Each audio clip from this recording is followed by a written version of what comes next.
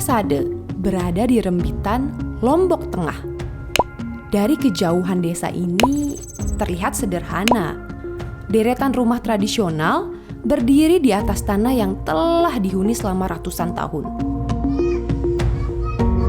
Disinilah arsitektur tradisional Sasak tidak hanya berdiri sebagai bangunan.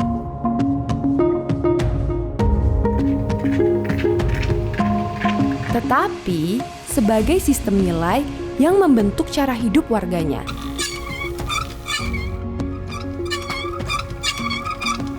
Setiap rumah dibangun dengan aturan, arah, dan fungsi yang tidak berubah begitu saja.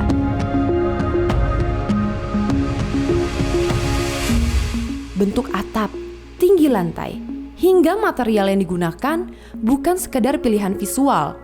Semua mengikuti tata cara yang diwariskan lintas generasi.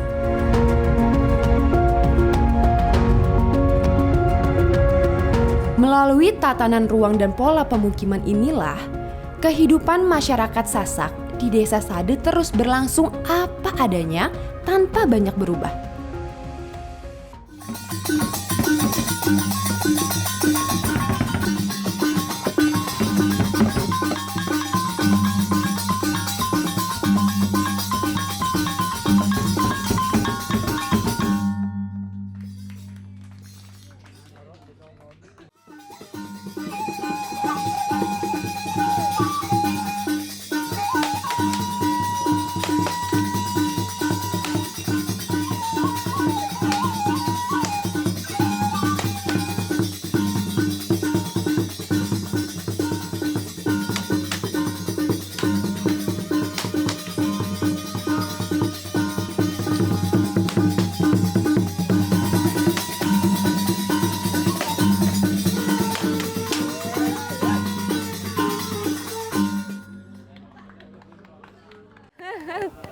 Pak, itu gimana cara mainnya tadi? Wah, tapi itu beneran nggak sih Pak pukul-pukulannya? Ya beneran. Beneran? Iya. Wah, Mau keren. coba nggak, Pak? Mau coba, boleh. Iya, mari. Tapi nanti aku nggak bisa diajarin Saya ya? ajarin nanti. Bener ya? Ya, Oke. Ini gimana cara megangnya sama aja? Oh iya, ini beneran Pak. Saya sangka. Oh, oke, aku pukul ya. Ya. Oh. Oh. Kalau menghindar nggak bisa. Memang ini untuk alat tangkisnya Oh, sebenarnya. segitu ya. Ya. Oh.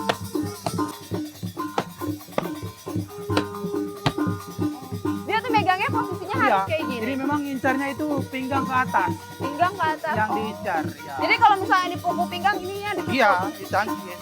Oh, misalnya kalau aku ke pinggang. Iya. Kalau kepala ini. Oke. So.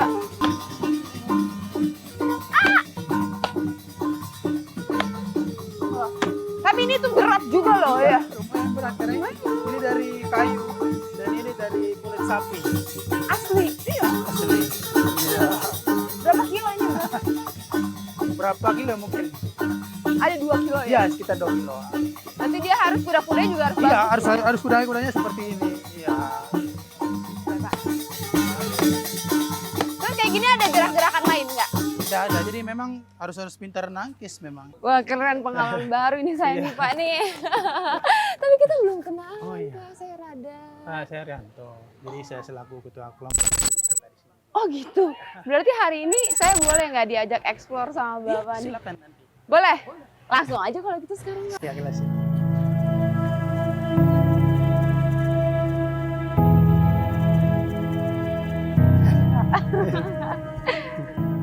Wow. Bagus banget. Wah Pak, ini untuk arsitektur bangunannya sih unik banget. Tapi untuk tata desanya gimana nih Pak? Ya, jadi memang dari dulu udah seperti ini. Bahkan Lombok itu Lombok itu pada zaman dulu tuh untuk bangunannya semuanya sama seperti ini. Tapi yang masih bertahan itu di Sade ini dan masih kami pertahankan bentuk keaslian tradisional bangunan rumah kami di sini juga. Oke, tapi kan di Sade ini sudah menjadi kota wisata. Ya. Nah, itu pendapat Bapak sendiri atau pendapat masyarakat di sini tuh seperti apa sih, Pak? Ya, jadi dulu memang awal-awal orang tua kami di sini jadi tidak terbuka. Jadi mereka takut juga kadang-kadang melihat orang bule atau apa ke sini pakai celana panjang, pakai sepatu, dikira dia mau dijajah. Iya benar sih. Ya, tapi sering berjalan waktu kami sudah menerima dan alhamdulillah income dari masyarakat di sini sudah agak baik juga gitu. Nah, kalau untuk sejarahnya sendiri gimana nih Pak di rumah adat Sade ini? Kan saya nggak tahu, jadi saya harus bertanya pada ahlinya gitu ya. Ya, jadi Sade ini adalah desa yang paling tertua di Lombok Tengah bagian selatan. Dan perkembangan kampung ini sudah menjadi 9 kampung, karena kampung ini sudah 15 generasi. 15 generasi. Panjang juga ya Pak ya sejarahnya gitu ya. Iya. Jadi Sade mempunyai arti tersendiri. Apa jadi tuh? Sade itu artinya obat atau kesadaran. Oh gitu. Ya. Tapi saya penasaran, kalau ini apa sih Pak? Bangunnya terbuat dari apa nih? Jadi atap bangunan rumah kami ini dari rumput alang-alang. Rumput alang-alang. Yang pergantiannya ini standarnya 7 atau 8 tahun baru kami ganti. Tapi itu tergantung dari pemasangan juga. Kalau lebih rapat, lebih tahan lama lagi. Dan setiap kami mengganti itu kami gotong royong. Wah, disitulah poin pentingnya Pak. Gotong royong tuh harus selalu dilestarikan. Wow, ini kain-kainnya bagus banget Pak. Ini bagus sih. Ya, jadi ini biasanya digunakan untuk bisa jadi ikat kepala, jadi selendang. Dan sekarang juga banyak yang gunakan jadi penanda tas juga. Oh gitu, ini bahannya terbuat dari apa Pak? Ini dari kapas dan untuk pewarnaan juga masih pakai warna alami semua. Boleh dipakai? Bener, boleh. Ya. Ah, baiknya. Wah, bagus banget, cocok Pak. Ya. Kalau gitu kita explore lagi yuk. Ya, ayo. Wah, di desa adat Sade ini cuacanya asri gitu ya. Enak adem Mungkin gitu. kita duduk dulu. Oh boleh? Ya, boleh. Wah, ini tempatnya asik banget Pak kalau sambil ngobrol gitu kan. Setiap daerah itu pasti memiliki filosofinya masing-masing. Tapi saya penasaran sekali nih Pak. Kalau filosofi yang ada di rumah adat Sade ini seperti apa sih Pak? Ya, jadi filosofi rumah adat Sade itu yang kami terapkan itu hirup gemuh kemanukan. Artinya? Yang hidup sejahtera dan makmur berlimpah. Gitu. Berarti di sini itu menganut nilai-nilai dan juga norma-norma yang ada. Ya. Kalau misalnya nilai-nilai yang telah dipelajari di dalam rumah ini tuh apa aja sih Pak di desa Sade ini? Ya, jadi bangunan rumah kami di sini modelnya pendek, rendah depan itu. Jadi mengajarkan kesopanan. Sebelum masuk itu sudah merunduk, menghormati pemilik rumah. Oke. Ketika saya masuk, saya melihat ada beberapa rumah yang dalam satu arah gitu loh Pak. Ya. Jadi apakah memang di sini diwajibkan setiap rumahnya itu di dalam pembangunan harus dalam satu arah yang sama gitu? Kami di sini tuh kalau membuat rumah memang tidak boleh saling ada pada depan. Itu harus membelakangi. Kenapa Pak? Gitu. Jadi memang kalau orang tua kami di sini bilang mali itu tidak boleh kami langgar. Alasannya? Jadi memang kalau mali itu tidak ada alasan lagi. Nggak ada alasan, berarti udah paten sudah gitu paten. Ya Pak ya? Iya. Harus diikutin. Harus diikutin. Seperti itu. Gitu. Nah, kalau saya lihat nih Pak ya, di sini kan nilai adat, norma semua telah diikuti. Nah, tapi ada nggak sih Pak nilai-nilai yang ada dan diajarkan di dalam masyarakat Sade ini? Jadi memang dari kecil kami ada tradisi itu tetap diajarkan oleh orang tua kami di sini. Dan nilai-nilainya tidak ada yang kami tinggalkan, yang ada tradisi peninggalan nenek moyang kami di sini juga. Kalau pandangan masyarakat sendiri gimana Pak? Seperti anak-anak muda sekarang memang masih berpegang teguh terhadap nilai ada tradisi budaya leluhur kami yang ada di Sade ini. Jadi sampai sekarang tetap kami pertahankan juga. Berarti generasi mudanya juga milenial, Gen Z juga mereka mengikuti aturan-aturan yang berlaku gitu. Iya, tetap. Nah, apabila mereka mau meninggalkan desa ini atau daerah ini bagaimana Pak? Kalau laki-laki memang boleh untuk misal merantau atau apa segala macam, tapi kalau perempuan itu sama sekali tidak diperbolehkan. Iya. Kenapa Pak? Jadi pemikiran orang tua kami di sini itu masa perempuan yang kerja Oh, gitu. oke, baik, Ya, baik. jadi baik. perempuan itu sebagai ibu, full sebagai ibu rumah tangga. Oke. Nah, kalau di sini kan pasti memiliki adat-adat yang banyak dan juga luar biasa gitu. Boleh dikasih contoh nggak sih, Pak? Salah satu contoh adat yang berlaku di sini itu seperti apa gitu? Salah satu ada tradisi kami yang bisa dikatakan unik memang. Ya. Jadi setiap mengadakan acara ritual itu lantai rumah kami bersihkan menggunakan kotoran sapi atau kotoran kerbau. Oh gitu, Ya. Pak. Tapi kalau rumah-rumah tertua memang setiap 1 atau 2 kali dalam 1 minggu tuh tetap kami bersihkan menggunakan kotoran sapi. Ya, jadi beda kotoran sapi sama kotoran kerbau itu. Jadi kalau untuk biasa-biasa kami menggunakan kotoran sapi. Karena itu sebagai perkatnya. Karena lantai rumah terbuat dari tanah liat. Ya, campuran dari sekam padi.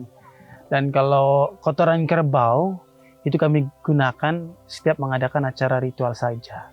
Karena kotoran kerbau itu dianggap suci lah. Ya. Jadi kalau belum misal rumah ini kalau belum dibersihkan menggunakan kotoran kerbau, itu masih tidak boleh untuk mengadakan acara ritual. Oh gitu. Tapi mungkin banyak pertanyaan yang sama seperti saya akan tanyakan, apakah tidak menyium aroma-aroma yang lain gitu, Pak? Nah, jadi Ya kalau kan? bau atau aromaterapinya memang ada gitu. Tapi kami mengambil kotoran sapi atau kotoran kerbau itu memang yang masih basah. Oh. Ya tujuannya itu biar cepat hilang baunya. Paling 2 atau 3 jam kemudian udah hilang. Oh baunya. gitu, Pak? Ya seperti itu. Oh. Kalau kotoran sapi yang sudah bermalam itu lebih lama hilang baunya. Ya jadi kami mengambil kotoran sapi itu yang masih fresh, yang dalam ritual tersebut ibaratnya ingin mensucikan rumah kembali, gitu. Nah, berarti kan rumahnya sudah disucikan. Berarti kan ada adat ketika mau masuk ke dalam rumah. Apa yang harus orang-orang lakukan gitu, Pak? Nah, jadi seperti contoh memang ketika kami masuk itu harus menunduk, menghormati pemilik rumah. Jadi kenapa bangunan rumah kami di sini pendek, rendah depan. Jadi biarpun sudah tidak disengaja sudah merunduk, menghormati. Gitu. Oh gitu. Jadi ketika kita mau masuk kita harus menghormati orang-orang yang ada di dalam rumah, tuan rumahnya, gitu. Oke, itu keren banget sih, Pak. Dan itu termasuk jadi salah satu filosofi juga ya. Kita harus tetap rendah hati.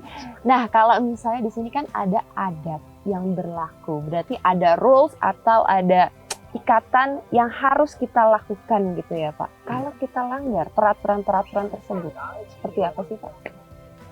Jadi memang ada sanksi lah dari kepala dusun kami. Ketika ada tradisi yang dilanggar itu memang ada kena denda, ada denda adat juga. Tapi kalau dari nilai uang itu kecil, tapi malu karena sanksi sosialnya itu yang lebih berat. Oh gitu ya, Pak. Berarti untuk misalnya, Pak, kalau kita melanggar aturan gitu, yang paling rendahnya seperti apa dan yang paling tingginya itu seperti apa, Pak? Untuk sanksinya itu sendiri.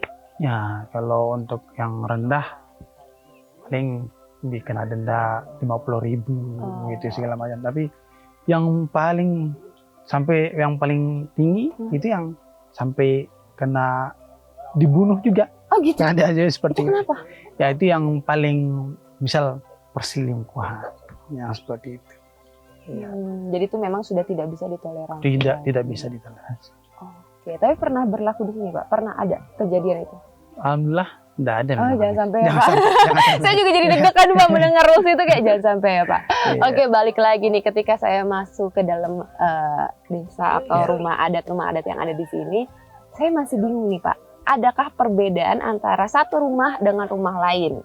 Entah itu dari lumbungnya, dari halamannya, atau dari balainya, itu ada perbedaan nggak sih, Pak? Ada. Jadi di sini itu ada 3 bentuk rumah. Yang dihuni itu 3 bentuk. Yang pertama balai tani, balai bontar, sama balai kodong. Jadi kalau balai lumbung ini kan tempat menyimpan padi. Ya. Nah, jadi balai tani ini biasa digunakan untuk yang sudah berkeluarga. Kalau balai bontar ini untuk pejabat-pejabat kampung seperti itu. Dan kalau yang balai kodong digunakan untuk yang baru menikah dan untuk lansia juga. Oke. Kalau bagian dalam rumahnya sendiri itu seperti apa sih, Pak? Tata lokasinya, tata ruangnya gitu. Di dalam rumah ini ada 3 tempat. Jadi yang pertama itu disebut sesangkok, dalam bale, dan dalam bale dalam. Kalau sesangkok ini bisa jadi ruang keluarga, tempat tidur orang tua dan tempat tidur anak lakinya juga. Kalau di dalam bale itu tempat memasak.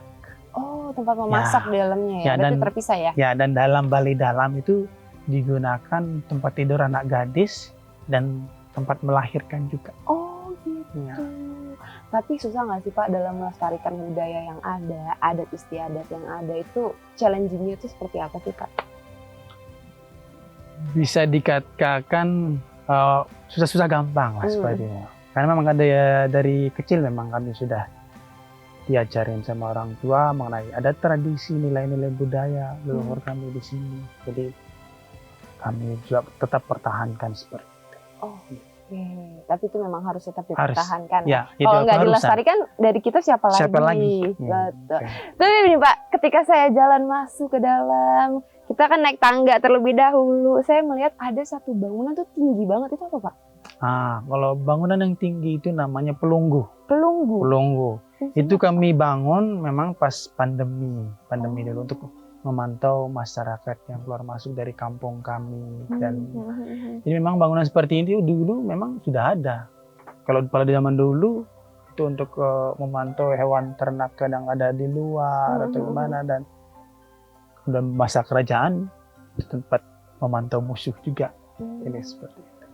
Ya. Tapi ada nggak sih Pak ketakutan yang ada di dalam desa adat ini, di rumah adat ini gitu Pak? Entah itu mulai dari hilangnya rasa pelestarian budaya atau berpindahnya orang-orang dalam keluar gitu Pak, atau tidak kembalinya lagi anak-anak dari kita gitu misalnya. Memang yang mewarisi rumah di sini adalah anak laki-laki yang paling kecil. Yes. Ya. Dan kalau anak pertama atau anak kedua memang sudah membangun rumah itu di luar. Dan perkembangan kampungnya sudah menjadi 9 kampung lagi di luar. Dan yang tinggal di sini adalah anak laki-laki yang paling kecil yang mewariskan rumah ini. Oh, jadi memang sudah seharusnya, jadi tidak akan ada yang ditinggalkan gitu ya Pak? Karena kan sudah ada aturannya. Iya, ada aturan. Harapan kami semoga nilai-nilai adat tradisi budaya leluhur kami di sini dan dari arsitek bentuk bangunan rumah juga kami pertahankan sampai akhir hayat gitu ya, seperti itu. Amin ya Pak ya, semoga berhasil dan kita pasti bisa gitu ya. Wah, informasi banyak banget nih Pak, tapi boleh nggak sih saya diajak explore lagi nih, soalnya kan kita baru nih, mungkin ini seperempat jalan ya Pak ya. Ya, jadi boleh ya Pak, saya jalan lagi. Nanti kita jalan. Yuk, let's go.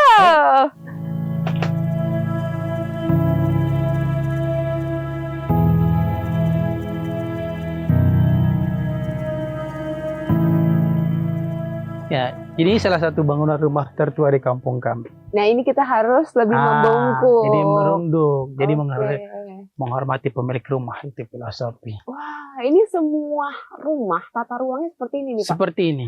Nah, di luar ini yang disebut sesangkok. Oh, ini yang disebut sesangkok? Ya, sesangkok itu di sini.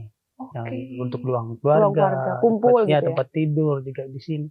Di dalam tempat memasak, dan di dalam bale dalam itu tempat tidur anak gadis dan tempat melahirkan juga. Wah, lucu ya, bagus ya. Berarti semakin kata-kata semakin kita menunduk. Iya. Berarti itu filosofi. Filosofi itu. Jadi pas masuk sudah merunduk. Dengan tidak sengaja sebelum memberi salam pun sudah merunduk. Oke, tapi kalau di sisi lain kalau pintunya tertutup itu berarti tandanya tidak boleh masuk. Tidak boleh masuk. Ya, tidak boleh masuk. Kalau misal kita paksa masuk ada sanksinya? Ada sanksinya. Iya, berarti tidak mau dibuka. Iya. Oke, baik.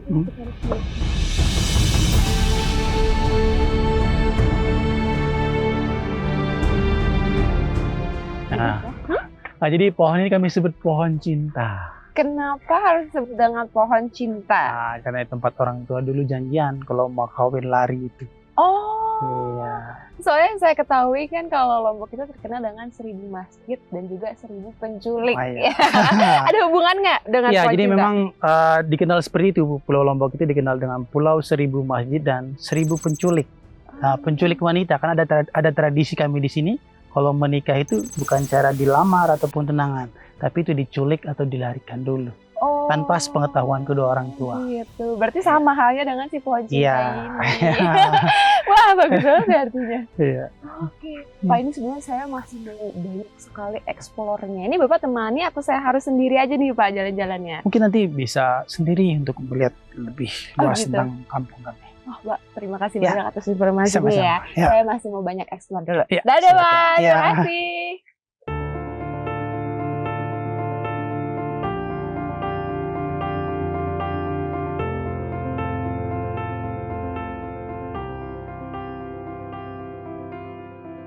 Permisi, Ibu.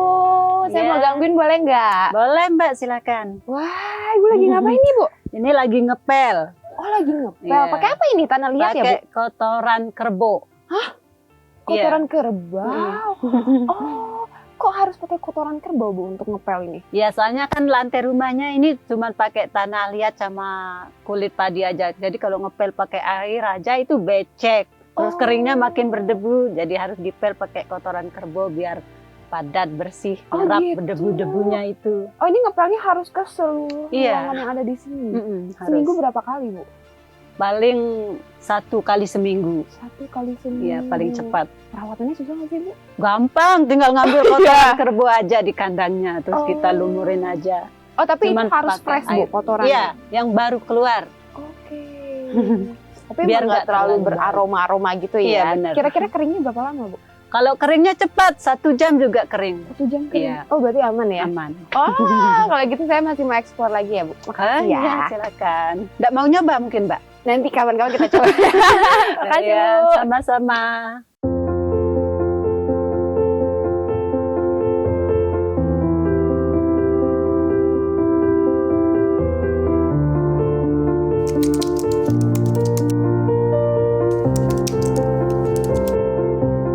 Sama sekali tidak pernah berpikir untuk keluar dari kampung ini, Bapak, karena ini tempat saya kecil, terus sampai membina keluarga juga dari sini di kampung ini, Bapak. Saat berada di dalam desa Sade, yang mulai terasa bukan hanya bentuk bangunannya saja, tapi suasana yang menyelubungi. Tenang, tertata, dan dijalani dalam kesederhanaan.